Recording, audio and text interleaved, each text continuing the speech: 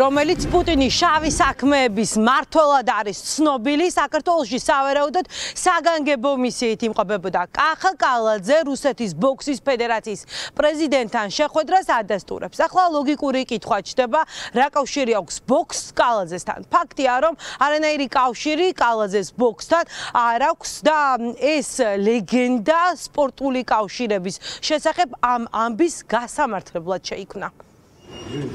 რუსეთის ბოქსის ფედერაციის პრეზიდენტი იყო საქართველოში ჩამოსული და როგორც ვრცელდება ინფორმაცია, თქვენთანაც ჰქონდა მას შეხვედრა. რა მისიით იყო ჩამოსული, ხომ მას შეგიძლიათ გითხრათ? რა კითხვები ჰქონდა რა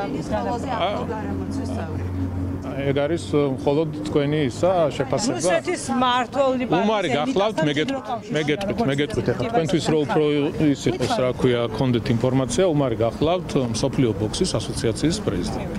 მას დიდი ხანია ვიცნობ. და არაფერი საქართველოში იყო ჩამოსული. რა კითხვები ჰქონდა, რა მისიით იყო ჩამოსული? არა, უბრალოდ მეგობრული ვიზიტი იყო მეტი. შეხვდით მას ესე. ბატონო კახი, თავისუფალი მედია წერს რუსეთში, რომ სწორედ ეს ადამიანი აკონტროლებს ბიზნესსაც და კრიმინალურ სამყაროსაც. ამ ადამიანთან შეხვედრას თქვენ ადასტურებთ? ეხლა კიდევ ერთხელ მიმოვიდეთ, ეს არის თქვენი სპეკულაციები. საერთოდ არ მაინტერესებს თქვენი შეფასებები, არც თქვენი პოლიტიკური შეხედულებები. თქვენ ხართ იქ, სადაც ქართულმა ხალხმა მოგიჩინათ ადგილი, ხართ პოლიტიკურ სანაგვეზე და ღმერთმა მოგახმაროთ გააგრძელეთ ცხოვრება იქ, სადაც ხართ და როგორც ხართ. ბატონო, მე კრივს ვამბობ. ვინ არის რუსეთის ბოქსის ფედერაცია? ეს არის კითხვა, რომელზე პასუხი ძალიან კარგად იციან საქართველოშიც და იციან რუსეთშიც.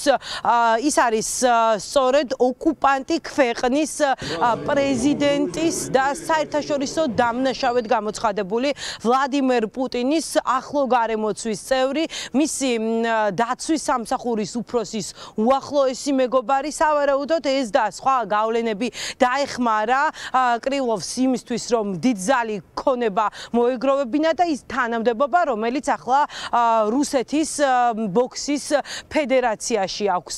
დღეს პირველები დავინტერესდით, თუ იმყოფებოდა საქართველოში სპორტის წარმომადგენელი, ქონდა თუ არა საქართველოს კრივის ფედერაციასთან. მას შეხება, შეხვედრა, დავრეკეთ კრივის ფედერაციის გენერალურ დივანთან, ვესაუბრეთ მას, ქონდა კითხვები, რაიმე აუდიენცია გაიმართა თუ არა რუსეთის წარმომადგენელთან, თუმცა კატეგორიულად უარყვეს დღეს, რომ მათ რაიმე შეხება ჰქონდათ ოკუპანტი ქვეყნის წარმომადგენელთან. რუსეთის ბოქსის ფედერაციის პრეზიდენტი იყო საქართველოში ჩამოსული და თუ იყო ოფიციალური შეხვედრა რამე კრივის ფედერაციასთან? ინფორმაცია პირველად მესმის თქვენგან. არ ყოფილა არანაირი შეხვედრა, არ გამართულა? და ზუსტებით შეგიძლიათ მითხრათ? რა თქმა უნდა, კი ბატონო. არავინ არ ყოფილა რუსეთის ფედერაციიდან საქართველოს კრივის ფედერაციასთან შეხვედრაზე და ეს ინფორმაცია პირველად მესმის თქვენგან. ხომ არ გაქვთ ინფორმაცია ბოლო წლების განმავლობაში რაიმე კომუნიკაცია თუ იყო რუსეთის ბოქსის ფედერაციასთან ჩამოსვლას აპირებდა?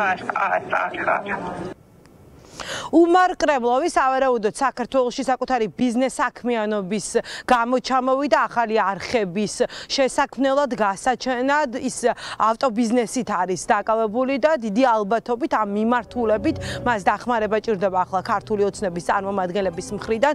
რუსეთთან კავშირები ქართულმა ოცნებამ და უშუალოდ კახა კალაძემ სავალი გზების ჭრა დაიწყო ჯერ კიდევ კადიროველებისთან შეხვედრით, ჩვენ ზაფხულში გვახსოვს მათი ვიზიტი და ახლა უშუალოდ პუტინის უახლოესი გარემოცვის წარმომადგენელთან ჰქონდა თბილისის მერს შეხვედრა. რატომ აირჩა კახა კალაძე, რატომ ჰქონდათ აუდიენცია სწორედ მასთან? ამ კითხვაზე პასუხი აქვს თავისუფალი რუსეთის სამხრეთ კავკასიის ბიუროს დირექტორს. რა პასუხი აქვს, ამას ახლა ჩვენი მაყურებლები მოისმენენ. რატომ კალაძე? ორი პასუხია. პირველი, კალაძე ცნობილია კრიმინალურ სამყაროსთან კავშირებით და ხალხი, ვინც ჩამოდის, ისინი კრიმინალურ სამყაროსთან სხვადასხვა ფორმით დაკავშირებულია. ეს შეიძლება იყვნენ კადიროველები ან პუტინის ხალხი. და მეორე, კალაძე არის კარგი საშუალება შენიღბონ ასეთი შეხვედრები. თქვან, აი კალაძე სპორტსმენია და ისინი სპორტსმენები არიან. ამ შემთხვევაში კალაძეს ეძლევა შანსი უხეშად უპასუხო ჟურნალისტებს, რა გინდა სპორტსმენია და შევხვდიო. пропаганда с одной стороны и завязки и связи с криминалитетом. Вин გაუღო თბილისის საერთაშორისო აეროპორტის სამთავრობო შემოსასვლელი პუტინის მეგობარ ბიზნესმენს. ეს არის ახლა საინტერესო კითხვა. ვიდეო მასალა თავად გაავრცელა სოციალური ქსელებით რუსეთის ბოქსის ფედერაციის პრეზიდენტმა. ამასთან ერთად ვრცელდება ვიდეო მასალა, როგორ მასპინძლობენ მას საქართველოში და ძალიან ბევრი ბიზნესმენი და მათ შორის ქართული ოცნების წარმომადგენლები ესწრებიან ამ შეხვედრას. პირველები ვაგრძელებთ ამ თემასთან დაკავშირებით მუშაობას, უფრო მეტ 6 საათიან გამოშვებაში მოგიყვებით ამ ხმაურიან თემასთან დაკავშირებით.